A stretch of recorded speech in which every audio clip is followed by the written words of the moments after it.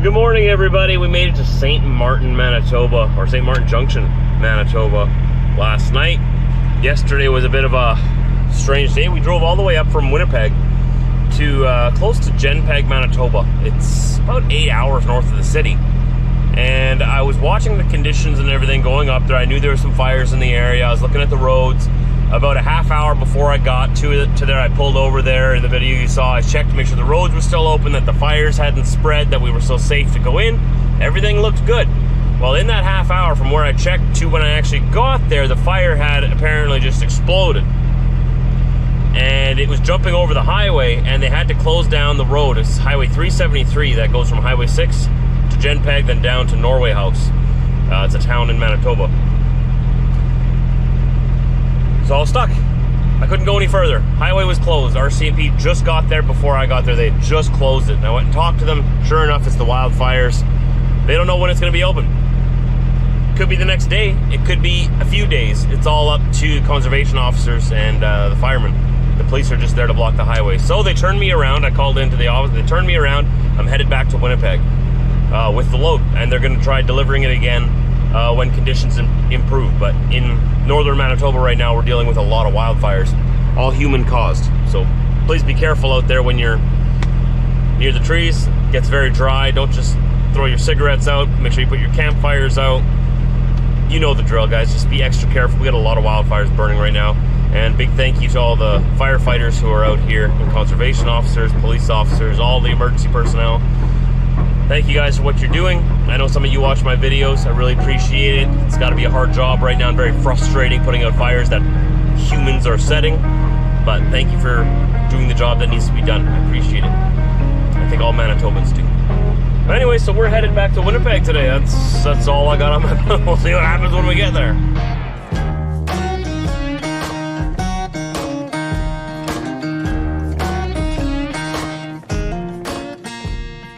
I mean, this is all I had on my trailer, so I only had these two big skids, but it was a return trip coming to northern Manitoba. This is what happens a lot of the time.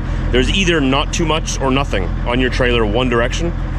You bring stuff up, because there's not much going on up there. It's very small communities, but they still need their stuff, right? So I was gonna bring this up there, and then I had a full trailer load coming back. So we're working it out now so that, you know, I'm okay, that I'm obviously not going to be going up and down for free, but at the same time, it's a wildfire. Maybe the person who said it should pay for it, right? But I guess that's a conversation for someone else at a different time. That's yeah, this is what I'm taking back down to Winnipeg. You wouldn't think that there's wildfires. Like, look at the sky, it's pretty blue. You can tell it's a little bit hazy, right? But not too bad. But yeah, a few 100 miles that way. Massive, out of control wildfires. I guess the wind is just taking the smoke. I think the last time I checked the smoke forecast, the wind was taking the smoke out over the Hudson's Bay, over northern Quebec, and then it was sort of settling down again over Newfoundland out east. Sorry guys, it's not my fault. And then from there, it's probably gonna head out east. Europe might get some of it if it gets bad enough. See what happens. All right, everybody, you ready to rock and roll or what?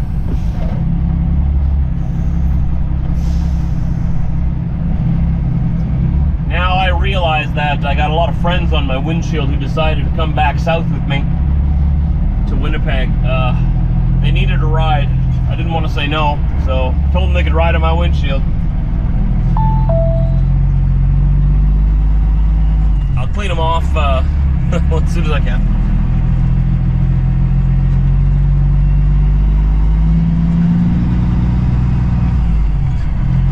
So we're right at the Gypsumville turnoff.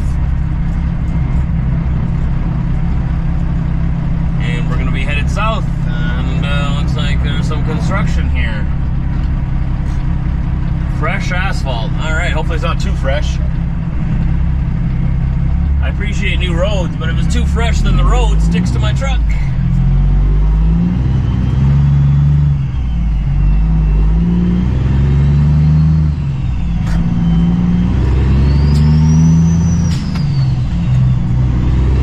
Continue on this road for 200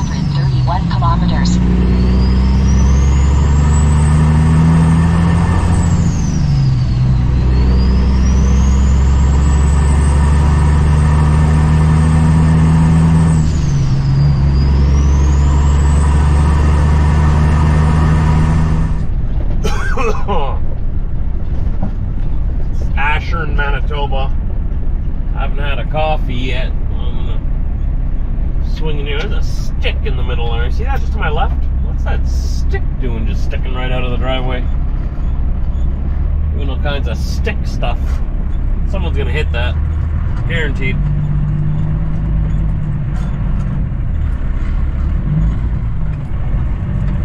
Just gonna park back here.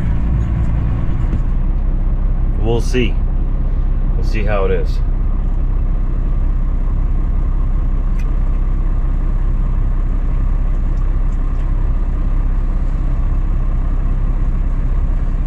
Five out of 10. It'll do.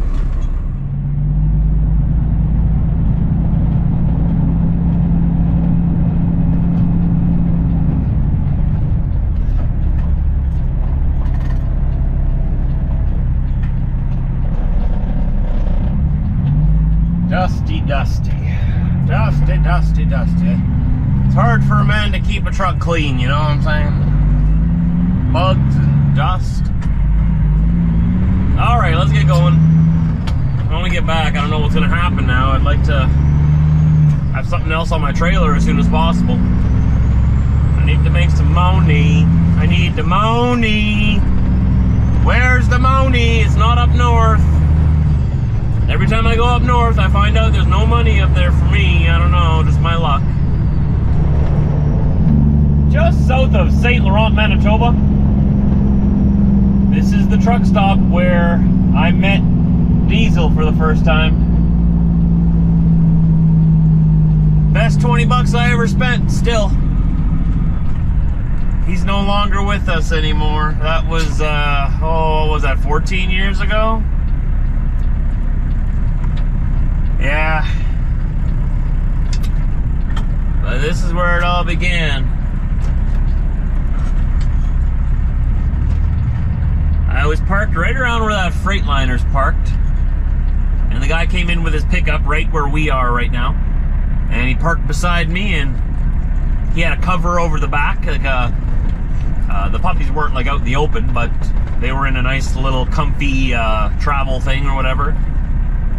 And little Diesel, 10-week-old Diesel Weasel was here. Right where I'm parked.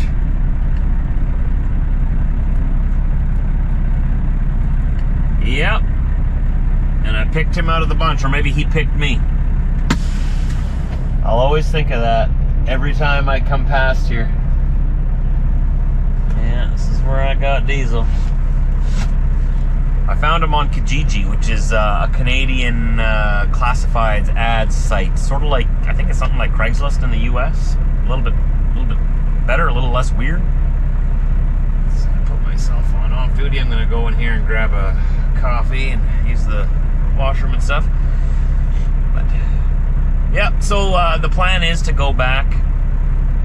Still, there's nothing else that they're gonna throw on me yet. I don't think I've gotten any new messages. I've got like a new system now. I've got a new satellite in my truck and a new messaging system, so I'm trying to get used to it. I actually kind of like it because then when I'm like in the truck stop, when I'm at home, or when I'm not with the truck, and they send me load offers or any kind of communications, I can actually get them on my phone anywhere I am. I don't have to be with the truck. It was kind of frustrating before. They could only send it to my truck. And then if they had like, you know, important details, they'd have to text it to my phone number so that I would get that right away and get to my truck and get to my load on time, right? Now it's just like go straight to my phone. I kind of like it, but it is new. It's something to get used to.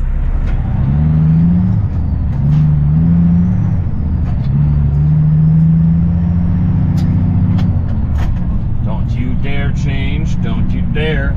Stay green. Good. It's a good light. This is Deacon's Corner. I got those two skids off the truck, and now, this guy's turning left. Road for 7 kilometers.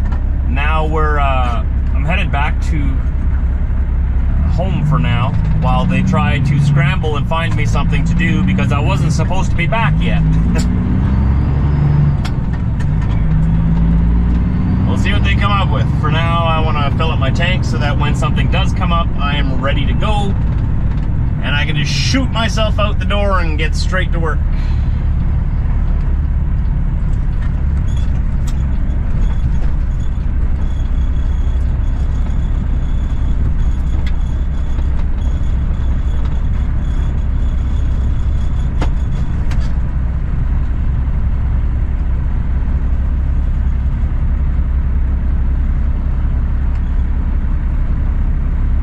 Sounds like they had a plan for me when I got back. I was only supposed to get back tomorrow, like afternoon. I guess I would have been back if I would have loaded. No, I would have been back tonight, but unloading tomorrow. And so now that I'm back today, and I'm calling them and bugging them and sending them messages like, hey, it's me again. Hey, you got any money? You got any money? Got freight? Got freight for me? What's going on? I want to work. But they're being thrown for a little bit of a loop now as well, so they'll find me something. There is things on the way, but it's already 3:30 p.m. Most places are closing down in the next couple of hours. We'll probably have to take another look at this in the morning, which means I'm going home tonight. I've had a lot of home time recently, which I'm not complaining about. I love being at home. My bank account's going to be complaining about it soon, though.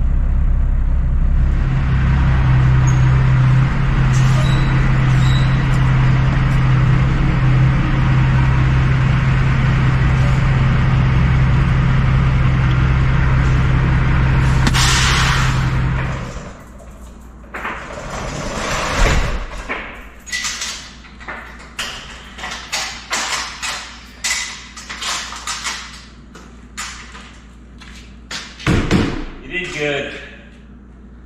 We were hoping for a better week this week. So far, meh. It is what it is. Next week's gonna be amazing though. I'm sure they'll find some freight for us tomorrow too. It's gonna be good. We're gonna have a lot of fun. But for now, I'm gonna go home. I got my son a gift. Wanna see it?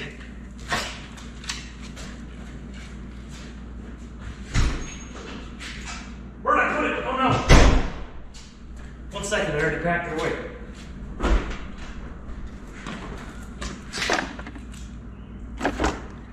It's a bubble mower. 20 bucks. Not bad. Ages 2+, so I'm allowed to play with it too. It's exactly what it looks like. Kid pushes the mower around and it blows bubbles. He's gonna love it. Can't wait to give it to him. Yeah, other than that, I'm headed home now. They weren't expecting me to be home. I told you that already, right? I wasn't supposed to be home right now. I was supposed to be pulling that load back from Genpeg back to Winnipeg and the forest fires. Well, it's actually a good thing that I got blocked out, because I could have been blocked in and I would still be trapped up there in the middle of all those forest fires right now. That could be dangerous. So it's a good thing that I got trapped out so that I couldn't deliver. Just a little while ago, since I got back, the province issued a province-wide alert on our cell phones. You know, the cell phone alert goes brr, brr, brr, brr, brr. And there's evacuation notices for that whole entire area that I was in. Everybody's got to get out.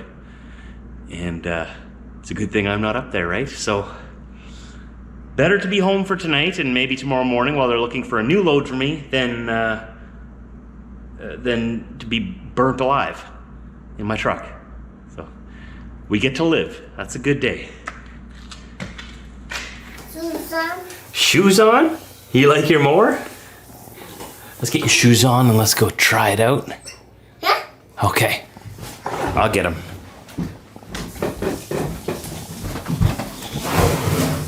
Shoes? Shoes? Alright, let's go try it out. Let's not forget the bubbles though. We need the bubbles.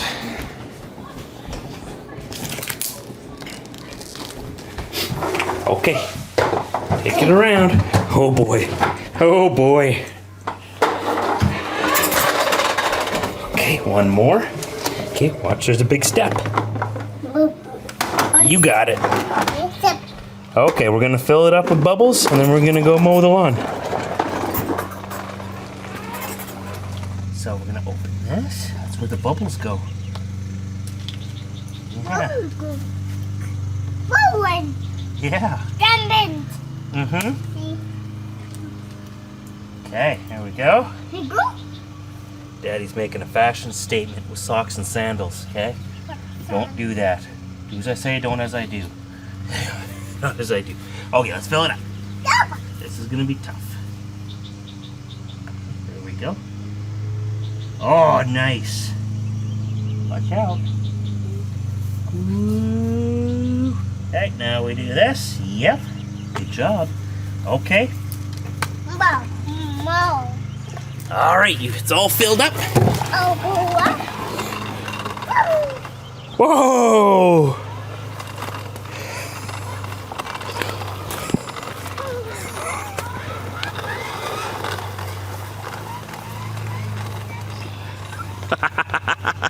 What do you think?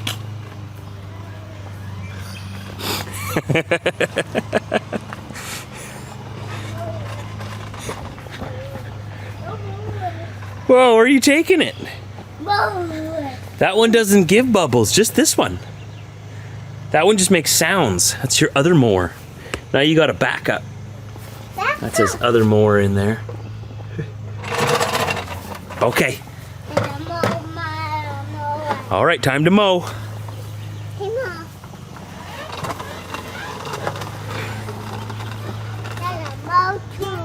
Okay, I'll go get the other mower, okay? Okay, we'll mow it together. All right, okay. Daddy's got this one, you've got that one. Okay, let's go.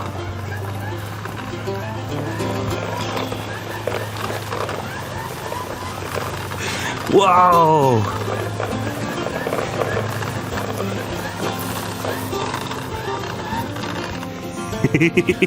Oh, I gotta keep going, otherwise you'll stop? Okay. Keep going.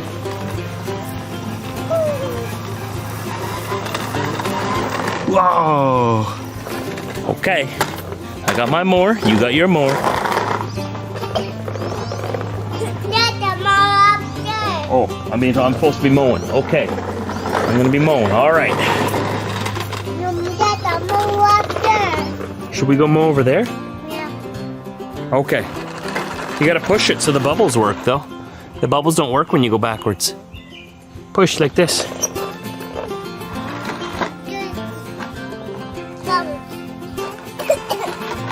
How fast can you push it? Are you fast? Are you a race mower? A racer mower? A mower racer? Go, show me how fast you can go. Whoa!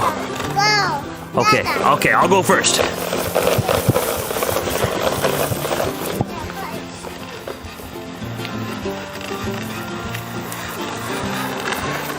So fast. So fast. You out of gas?